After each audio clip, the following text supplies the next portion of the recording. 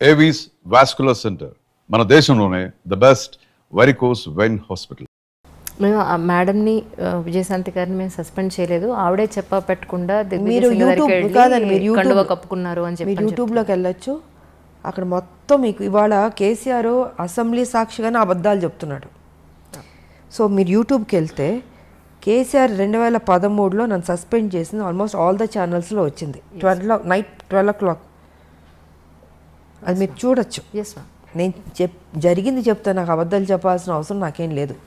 కేసీఆర్ లాగా ఇవాళ అసెంబ్లీలో నేను 3 ఎకరాలు ఇస్తానని చెప్పి నెక్స్ట్ కట్ చేస్తే నేను అసలు ఆ మాట అన్నే లేదేదో అని చెప్తున్నాడు. యాజ్ అ చీఫ్ మినిస్టర్గా ఆయన ఇంత అసెంబ్లీ సాక్షిగా చెప్పి ఇవాళ లేదు అంటున్నాడంటే ఆయన ఎలాంటి వ్యక్తి మీకే అర్థం కావాలి. సో జరిగింది నేను చెప్తున్నానే. 2013లో నన్ను సస్పెండ్ చేసిన తర్వాత నా కాన్స్టిట్యున్సీలో నేను ఎంపీగానే ఉన్నాను, నా పని చేసుకుంటూ ఉన్నాను. 2014లో పార్లమెంట్లో బిల్లు పాస్ అయింది. అప్పుడు బిల్లు పాస్ అవుతున్నప్పుడు నాకు ఆయనకి మాట్లాడలేదు, కానీ ఆ రోజు ఫస్ట్ టైం నన్ను వచ్చి ఎలా ఉన్నావు విజయ అని ఒకే ఒక మాట అన్నాడు. బాగున్నా అన్న. సో ఫైనల్గా అది ఆ రోజు ఇంకా లాస్ట్ డే. ఇంకా అప్పుడు కాంగ్రెస్ పొన్నం ప్రభాకర్ వీళ్ళందరూ చాలామంది ఉన్నారు. మీరు వస్తారా అన్నాను. నేను ఉంటాను అది అన్నాను. ఇంకా హౌస్ స్టార్ట్ అయిపోయింది. స్పీకర్ ఆవిడ వచ్చారు, ముందుకు వెళ్ళాను. వెల్ దగ్గరకు వెళ్ళి ఇంకా షౌటింగు, మిగతా వాళ్ళు ఆవిడ చదవబోతుంది బిల్లు. చదువుతుంటే మిగతా వాళ్ళందరూ అడ్డుపడడం, నేను దూకడం, నేను అది పట్టుకోవడం పేపర్లు చింపకుండాను. ఈయన చూస్తే ఈయన లేడు, అంటే ఆ ఘట్టంలో కూడా ఈయన లేడు. తెలంగాణ రావాలని ఇంట్రెస్ట్ లేదు ఆయనకి. ఉంటే ఆ ఒక్క ఎప్పుడు బిల్లు పాస్ అవుద్దని కొన్ని కోట్ల మంది ఎదురు చూస్తుంది. ప్రపంచం మొత్తం తెలంగాణ వాళ్ళు అక్కడక్కడ ఉంటుంటారు కదమ్మా. సో అన్ని చోట్ల నేను తెలంగాణ వాళ్ళు ఎప్పుడు జరుగుతుందా, ఎప్పుడు బిల్లు పాస్ అవుద్దని ఉంటున్నారు. అలాంటి సమయంలో ఈయన అక్కడ కదా ఉండాలి, అక్కడ లేకుండాను బయటికి వెళ్ళిపోయాడు. సో ఆ లాస్ట్ మూమెంట్ వరకు కూడా నా డ్యూటీ నేను సిన్సియర్గా చేసి బిల్లు పాస్ అయింది. చాలా హ్యాపీ ఫీల్ అయ్యాను నేను. అవును మ్యామ్. ఆ టైంలో you're also one of the ఒక్కదాన్నే నేను ఉన్నది ఇద్దరు ఎంపీలు ఒక ఆయన లేడు, వచ్చాడు వెళ్ళిపోయాడు. సో చివరి వరకు బిల్లు పాస్ అయ్యే వరకు నేను ఉన్నాను. ఆ రోజు బిల్లు పాస్ అయింది, నేను అనుకున్నది సాధించాను. అంటే ఇంత ట్రావెలింగ్ పట్టింది నాకు. బీజేపీ నుంచి, నా తల్లి తెలంగాణ నుంచి, టీఆర్ఎస్ దగ్గర నుంచి, కాంగ్రెస్ దగ్గర ఇంత ట్రావెలింగ్. ఈ ట్రావెలింగ్లో ఎక్కడ నా స్వార్థం చూసుకోలేదు. విజయశాంతి ఒక పెద్ద స్టారు, తెలంగాణ కోసం కొట్లాడుతుంది. ఆవిడ అడిగితే ఏదో ఇవ్వడానికి అన్ని పార్టీలు రెడీ. ఆయన మిగతా పార్టీలు అందరూ నాకు ఏం కావాలో తీసుకోండి, మా పార్టీలోకి రండి అన్నీ అడిగారు. కానీ ఎప్పుడూ పదవులకి కానీ దేనికి నేను లొంగలే. నేను దేనికి వచ్చాను? తెలంగాణ కోసం. అది నాకు ముఖ్యం. మీరు నాకు డబ్బులు ఆశ చూపించినా, పదవులు ఆశ చూపించినా, సీఎం పదవులు చూపించినా నాకు వద్దండి. నాకు తెలంగాణ ఇవ్వండి అని ప్రతి నిమిషం నేను టెన్షన్ పడ్డాను నేను. సో ఇలా జరిగింది నా కెరియర్, పొలిటికల్ కెరియర్ ఇలా ఇంత స్ట్రగుల్తో కూడి. బట్ ఫైనల్గా నేను అనుకున్నది అచీవ్ చేశాను. అది నాకు ఎప్పుడైతే మీ తాతగారు అప్పటి రోజుల నుంచి ప్రాణం చేతబట్టుకుని మీరు అక్కడికి వెళ్ళారు, అవును, మళ్ళీ ఇన్నాళ్ల తర్వాత మీ కళ నెరవేరింది అనుకోవచ్చు. అదే రాస్తుంటుంది ప్రతి బియ్యం మీద పేరు రాసినట్టు నాకు రాసింది తెలంగాణ నువ్వు కొట్లాడాలి, పార్లమెంట్లో నీ చేతుల మీదుగా రావాలి అన్నది రాసినట్టుంది. అది జరిగింది. మరి ఇంతకుముందు ఇంతమంది ఎంపీలు గెలిచారు, ఎప్పుడు రాలేదు. ఫైనల్ ఇద్దరిలో ఒకళ్ళు. నా డ్యూటీ నేను సక్రమంగా చేశాను. సార్ విమర్శించే వాళ్ళు విమర్శిస్తారు, విమర్శించేటట్టు చేస్తారు కేసీఆర్. దీన్ని నేను పెద్ద పట్టించుకోవాల్సిన అవసరం లేదు. నా మనస్సాక్షికి తెలుసు, నా నిజాయితీ తెలుసు. నేను సిన్సియర్గా పనిచేస్తాను తెలంగాణ కోసం. ఒకటమ్మా, నేను ఏనాడు పోస్టుల కోసం పరిగెత్తిందో తాపత్రయపడిందో నా లేదు. నా ప్రజలకు మేలు జరిగితే చాలు. నన్ను ఏం చేయమంటారు చెప్పండి, నేను చేస్తాను. నా జీవితం అన్యాయం అయిపోయినా పర్లేదు, కానీ నా ప్రజలు 4 కోట్ల ప్రజలు, వాళ్ళకి మేలు జరిగితే చాలు అన్నదే తప్ప ఇంతకాలం నాకు రెడ్ కార్పెట్లు వేశారమ్మా. మీకు ఏం కావాలో చెప్పండి, మీరు మా పార్టీలో రండి, ఇది ఇస్తా అది ఇస్తా. నమస్కారం కూడా పెట్టాను. నా తెలంగాణ ఇవ్వండి చాలు, ఇంకా అంతకంటే మిమ్మల్ని నేనేం కోరుకోను. నేను నాకు పెద్ద ఆశ లేదమ్మా. డబ్బు అన్నీ చూశాను కదా, ఇంకేముంటుంది. మీరు చెప్పినట్టు నాకేమీ లేదు. నా పిల్లలు కూడా వద్దు అనుకున్నా, అన్నీ వద్దు.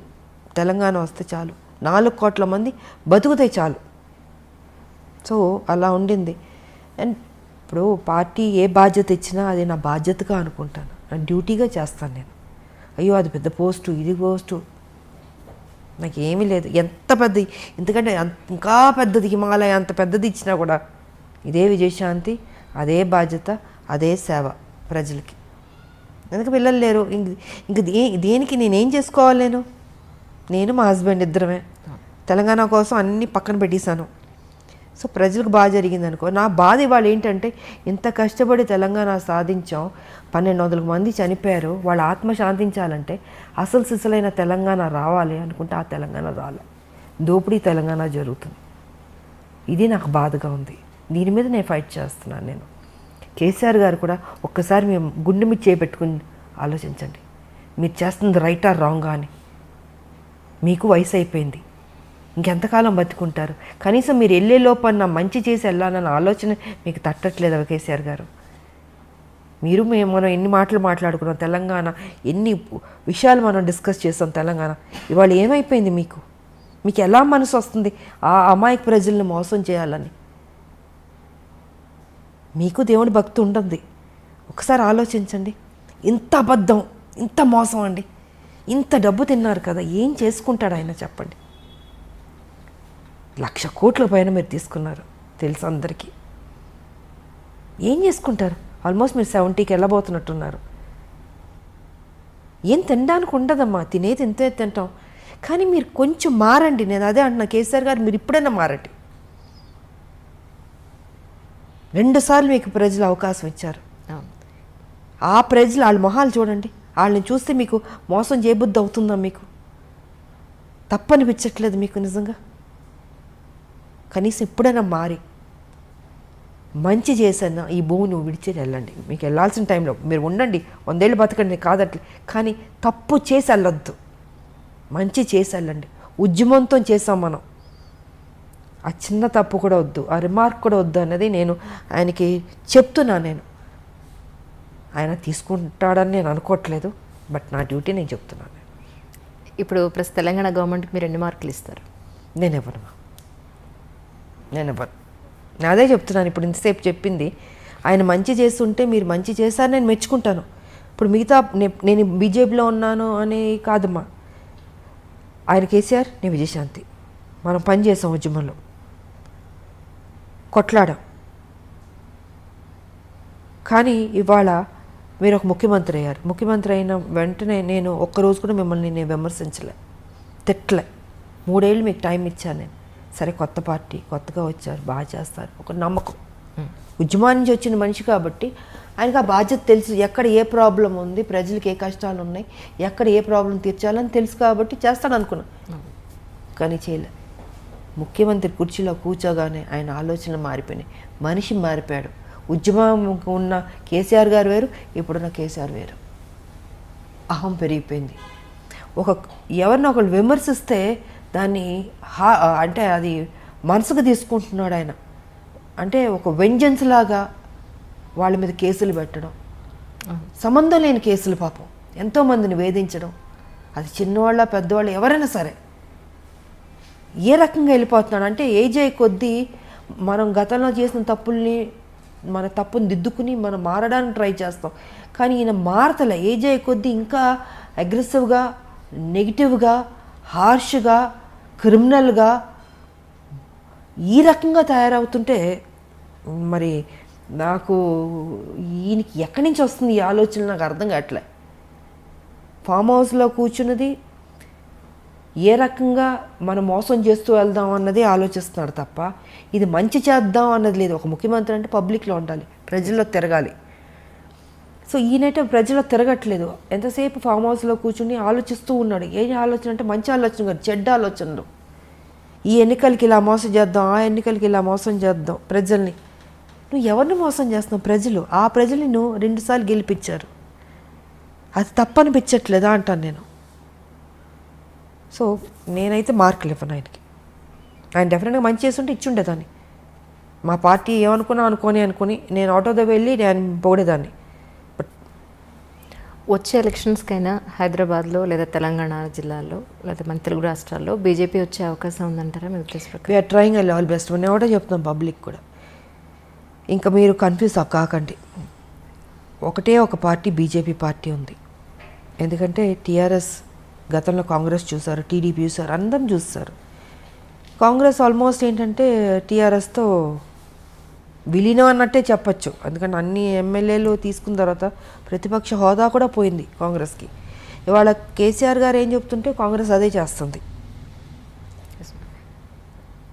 సో నేను బయటకు రావడానికి కూడా ఇదే కారణం. అంటే ఎంత కష్టపడినా వీళ్ళు లాస్ట్కి అమ్ముకుంటారు. అదే జరిగింది మొన్న 18-19లో. ఇంకా వీళ్ళు కరెక్ట్ కాదు, వీళ్ళు కొట్లాడేవాళ్ళు కాదు, వీళ్ళు డబ్బులకు అమ్ముడుపోయేవాళ్ళు, ప్యాకేజీలు తీసుకునేవాళ్ళని కొంతమంది చేస్తున్న తప్పుకి ఆ పార్టీ మొత్తానికే అందరికి మీద పడుతుంది. సో ఆ కొంతమంది సరిలేదు ఆ పార్టీలో, దానివల్ల కాంగ్రెస్ మర్యాద పోయింది. సో ఇవాళ నేనేమంటానంటే పబ్లిక్కి 4 లక్షల కోట్లు అప్పులు అయిపోయినాయి. తెలంగాణ డెవలప్మెంట్ లేదు. కేసీఆర్ ఎంతసేపు డబ్బుతో ఓటుతో కొనొచ్చు అని ఆ ప్యాటర్న్లో వెళ్తున్నాడు. ఆయన ఏం చేయడు. ఇంకా మీకు ఉన్నది ఒక బీజేపీ.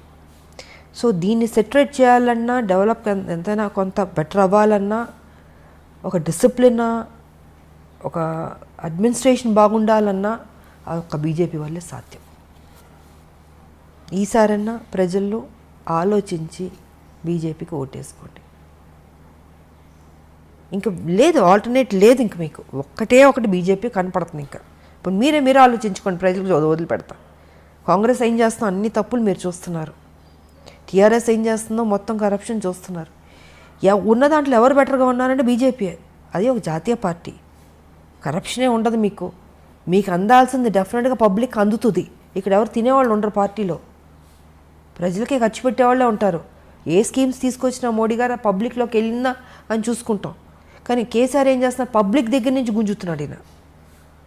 సో వ్యత్యాసం నేను చెప్తున్నాను టీఆర్ఎస్కి అండ్ బీజేపీకి. ఇవాళ అన్ని మ్యాక్సిమం కేంద్రం నుంచి వస్తుంది తెలంగాణకి. కానీ కేసీఆర్ ఏం చేస్తున్నాడు, నేనే ఇచ్చుకుంటున్నాను ఆయన చెప్పుకుంటున్నాడు. బీజేపీ గురించి చెప్పట్లే. సో ఇప్పుడు న్యాయం జరగాలంటే బీజేపీ రావాల్సిందే అన్నది నేను చెప్పదలుచుకుంది. చాలా స్పష్టంగా చెప్తున్నాను. ఓటుకి 2000 ఇచ్చి ఓట్లు వేసుకున్న తర్వాత ఎవరు నష్టపోతున్నారు, మీరే నష్టపోతున్నారు. పబ్లిక్. నా ఆలోచన ఎప్పుడు మీ మీద ఉంటుంది. మీరు ఎప్పుడు బాగుండాలని కోరుకుంటున్నాను. నేను కొట్లాడే తెలంగాణ మీకోసం కదా. మీకు అన్యాయం జరుగుతున్నప్పుడు చెప్పాల్సిన బాధ్యత నాకుంది. నేను అందుకే చెప్తున్నాను ఇవాళ. దీంట్లో ఎవరి స్వార్థం లేదు. చూడండి, ఒక ఛాన్స్ ఇవ్వండి, బీజేపీకి ఇచ్చి చూడండి. బాగోపోతే అప్పుడు మీ ఇష్టం. ఓకే, మా కర్మ అనుకోండి, లేకపోతే వీళ్ళ కర్మ అనుకోండి, లేకపోతే మా కర్మ అనండి, ఏదైనా అనండి, మేము పడతాం. బట్ ఒక ఛాన్స్ ఇవ్వండి, అది మారుతుంది అన్నది నేను మనస్ఫూర్తిగా చెప్తున్నాను ప్రజలకి. వచ్చే ఎలక్షన్స్లో బీజేపీ నుంచి మీరు యాక్టివ్ రాజకీయాల్లోకి కనిపిస్తారని ఎక్స్పెక్ట్ చేయొచ్చు అంటారు? ఆల్రెడీ పని చేస్తున్నాను కదా నేను. ఆల్రెడీ పని చేస్తున్నాను. నేను యాక్టివ్గానే ఉన్నాను. పార్టీ ఏ ప్రోగ్రామ్ అన్నా నేను వెళ్తున్నాం. నేను ఎప్పుడూ రెడీయే. నేను పని చేసేది నేను 24 hours నాకు అలవాటే కదా. ఉద్యమాలు చేసిన వచ్చిన మనిషికి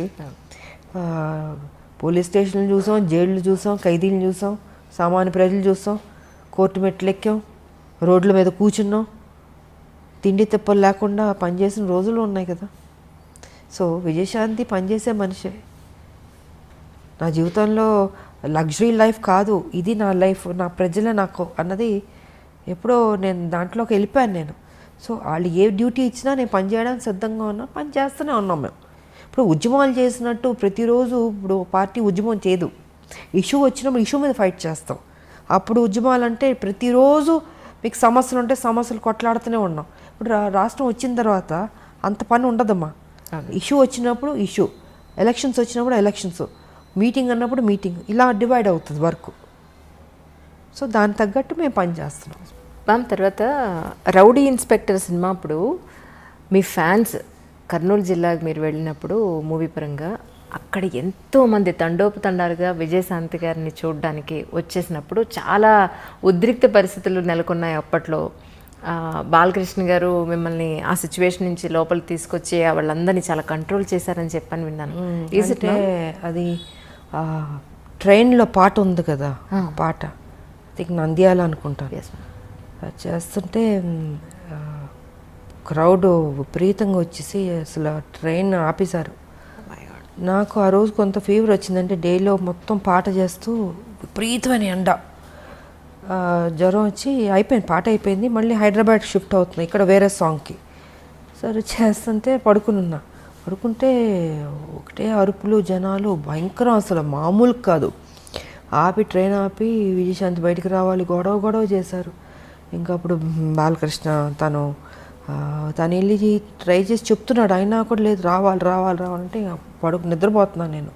సో నేను, తారా మాస్టర్ గారు మేమందరం అప్పుడు ఇంకా బయటికి తీసుకొచ్చారు. బాగా వీక్గా ఉన్నాను, నీరసంగా ఉంది, ఎండ దెబ్బకి జ్వరం వచ్చి సరే వచ్చి నుంచున్నాను. అంత అరుపులు, కేకలు. ఐ థింక్ 1.5 hour ట్రైన్ అయిపోయింది, కదలనప్పులే. మొత్తం పట్టాల మీదకి వచ్చేసి జనాలు అడ్డంగా అసలు ఇసుకేస్తారు వాళ్ళంత జనాలు వచ్చారు. తర్వాత వాళ్ళు హ్యాపీ ఫీల్ అయ్యి అప్పుడు బయలుదేరి గిద్దాలు పగలగొట్టి అబ్బో బీభత్సం అలా జరిగింది. అప్పుడు రీసెంట్గా చిరంజీవి గారు ఆయనతో పాటు కలిసి వర్క్ చేసిన హీరోయిన్స్ అందరినీ ఇన్వైట్ చేశారు. మేమందరం అనుకున్నాం మీరు ఖచ్చితంగా ఉంటారు అందులో అని, కానీ మీరు అందులో నన్ను ఎప్పుడు ఇన్వైట్ చేసింది లేదు. ఒకటి చేసినా నేను వెదలను నేను, ఎందుకంటే నాకు అలాంటి పార్టీ ప్రోగ్రామ్స్ అని నాకు పెద్ద నచ్చదు. నేను ఫస్ట్ నుంచి షూటింగు, నా ఇల్లు, సినిమాలు చేసేటప్పుడు. సో పాలిటిక్స్ అంటారా, పాలిటిక్స్ అంటే ఉద్యమాలు, నా ఇల్లు. నా ఫంక్షన్కే నేను వెళ్ళడం. నా 100 days ఫంక్షన్ కంటే తప్పదంటే వెళ్తాను, వెళ్ళి ఒక 1/2 hourలో ఉండి వచ్చేస్తాను ఆ షీల్డ్ తీసుకుని. ఎందుకో నాకు చిన్నప్పటి నుంచి ఈ పార్టీస్ కానీ నాకు నచ్చదు. సో వాళ్ళు ఎప్పుడు నన్ను ఇన్వైట్ చేసింది లేదు. ఒకవేళ ఇన్వైట్ చేసినా నేను వెళ్ళను, నేను అవాయిడ్ చేసి ఉండేదాన్ని నేను.